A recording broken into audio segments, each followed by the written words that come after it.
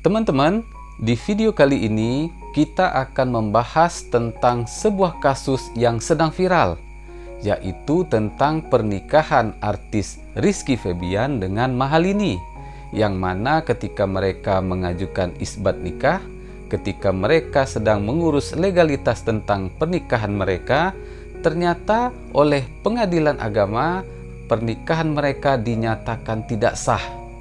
Nah, kenapa ini bisa terjadi, teman-teman? Terus, apa saja pelajaran yang bisa kita ambil dari kasus ini? Yuk, kita bahas.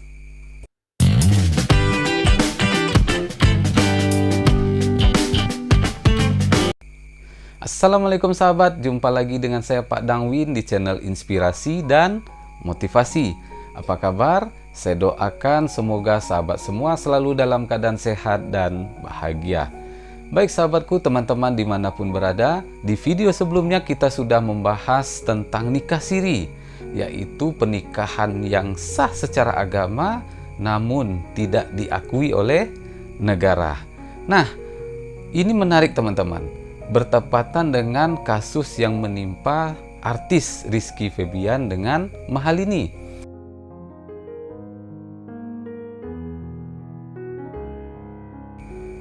Dari kasus antara Rizky Febian dengan Mahalini, ini menunjukkan bahwa sebagai warga negara kita harus memahami hukum pernikahan, teman-teman. Ya, jadi kita tidak bisa sembarangan. Jadi sebelum menikah kita harus paham dulu.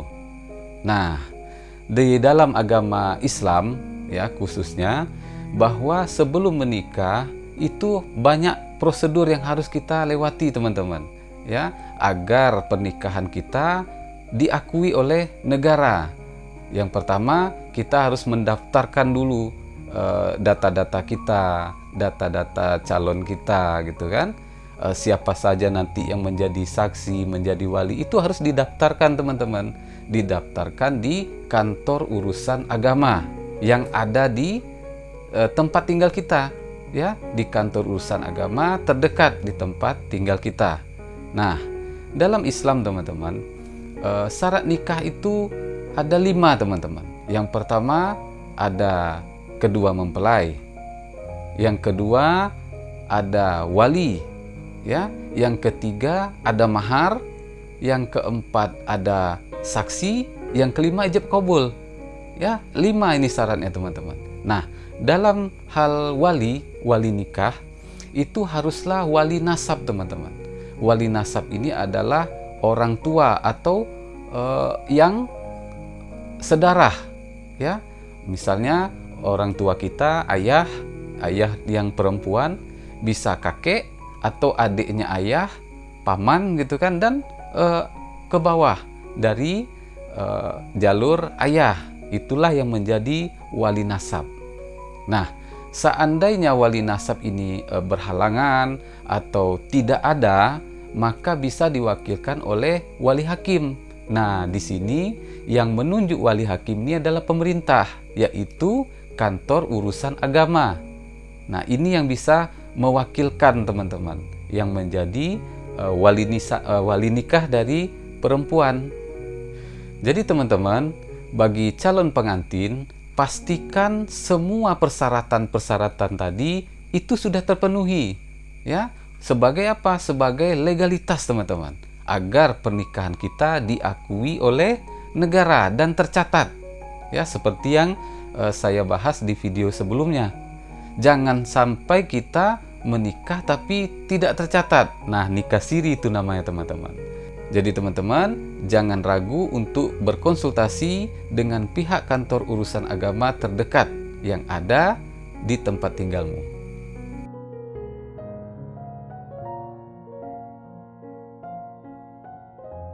Jadi teman-teman, selain sah secara agama, pernikahan juga harus dicatatkan secara resmi agar diakui oleh negara. Nah, inilah legalitas itu, teman-teman. Ya, tanpa pencatatan, pasangan tidak akan mendapatkan yang namanya buku nikah. Itu yang biasanya dipamerkan, ya, ketika foto-foto pernikahan.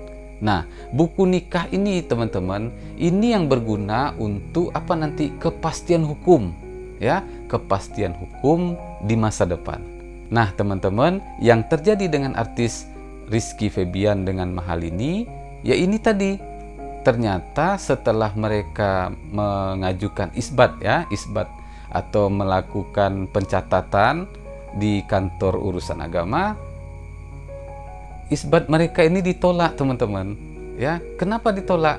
Karena pihak pengadilan menganggap bahwa pernikahan tersebut tidak dilakukan atau tidak dilaporkan kepada kantor urusan agama atau KUA, sehingga inilah yang menyebabkan keluar pernyataan bahwa pernikahan mereka itu tidak sah. Nah, yang tidak sah di sini teman-teman karena apa? Persyaratan-persyaratannya ini tidak lengkap, teman-teman. Ya, yaitu misalnya seperti yang saya sampaikan tadi, kalau kita ingin menikah tentu kita mengajukan, ya, persyaratan-persyaratan itu. Kalau saya tidak lupa, dulu udah lama saya nikah, ya, itu ada namanya surat N1, N2. Ini syarat-syarat pernikahan, teman-teman. Nanti data-data kita dicatat, orang tua, data calon istri nanti dicatat juga, alamatnya, statusnya misalnya kan, itu dicatat semua, dan itu hanya dapat dilakukan di kantor urusan agama, teman-teman, nggak bisa di tempat lain, ya. Kantor urusan agama terdekat yang ada di tempat tinggal kita. Nah, ini penting, teman-teman, makanya ini jadikan pembelajaran, ya, bahwa yang namanya pernikahan ini adalah sesuatu yang sakral, sesuatu yang suci, teman-teman. Tidak bisa kita sembarangan. Jadi semuanya itu harus dipersiapkan dengan matang, ya. Jadi jangan sampai pestanya dipersiapkan jauh-jauh hari, IO-nya, nanti di mana pestanya, gedungnya, ya, konsumsinya, catering dan lain-lain, tapi pernikahannya tidak jauh-jauh hari dipersiapkan. Nah, ini kebanyakan yang terjadi, teman-teman. Ya, karena ketika kita menikah dan tanpa diketahui oleh pihak kantor urusan agama, otomatis pernikahan kita tidak tercatat. Nah, ini yang namanya nikah siri, teman-teman.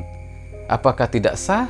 Tentu jawabannya sah, karena sesuai dengan syarat-syarat agama, ya. Ada mempelai tadi kan, ada mempelai, ada mahar, ada wali di sini kan, ada saksi 2 orang dan ijab kabul. Maka secara agama sah. Namun teman-teman, secara negara, nah ini nanti akan jadi masalah. Ketika tidak tercatat, maka dianggap tidak sah.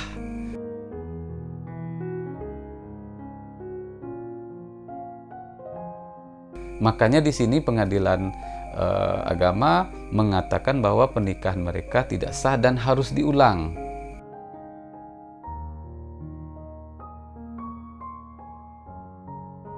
Gunanya apa? Untuk mendapatkan legalitas tadi, ya. Berarti mengajukan ulang persyaratan-persyaratannya, nikah ulang, maka keluarlah nanti buku nikahnya. Nah, ini yang terjadi, teman-teman.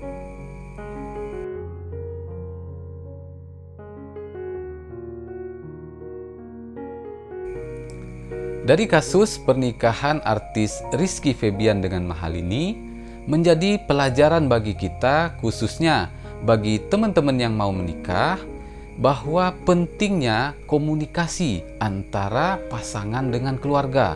Ini penting, teman-teman, ya. Apalagi bagi pasangan yang terdapat perbedaan di sini, baik itu perbedaan budaya atau keyakinan, ya. Kenapa? Persiapan yang matang itu termasuk memahami aspek-aspek legal untuk menghindari masalah-masalah di kemudian hari. Nah, ini penting, teman-teman, ya.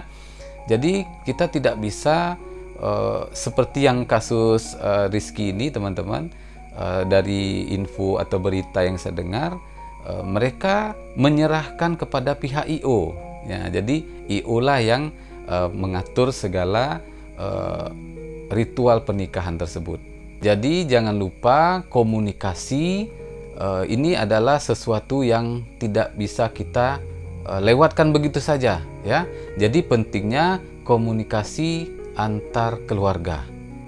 Jadi teman-teman, dapat kita simpulkan bahwa dari kasus pernikahan artis Rizky Febian dengan Mahalini, dari sini kita bisa belajar bahwa pernikahan bukan hanya tentang cinta, akan tetapi juga tentang mematuhi hukum dan aturan agama. Dengan memahami hukum mencatat pernikahan secara resmi dan berkomunikasi yang baik, tentu kita bisa membangun pondasi yang kokoh untuk kehidupan berumah tangga agar tidak terjadi hal-hal yang tidak diinginkan atau masalah di kemudian hari. Demikianlah teman-teman, semoga ini menjadi pelajaran bagi kita semua. Ambil hikmahnya dari kasus ini. Jangan lupa ketik like dan share ya jika video ini bisa memberikan manfaat kepada teman-teman kita yang lainnya dan bisa belajar ya, belajar yang sama pembelajaran dari kisah ini. Demikianlah, semoga bermanfaat. Sampai jumpa di video saya selanjutnya. Assalamualaikum warahmatullahi wabarakatuh.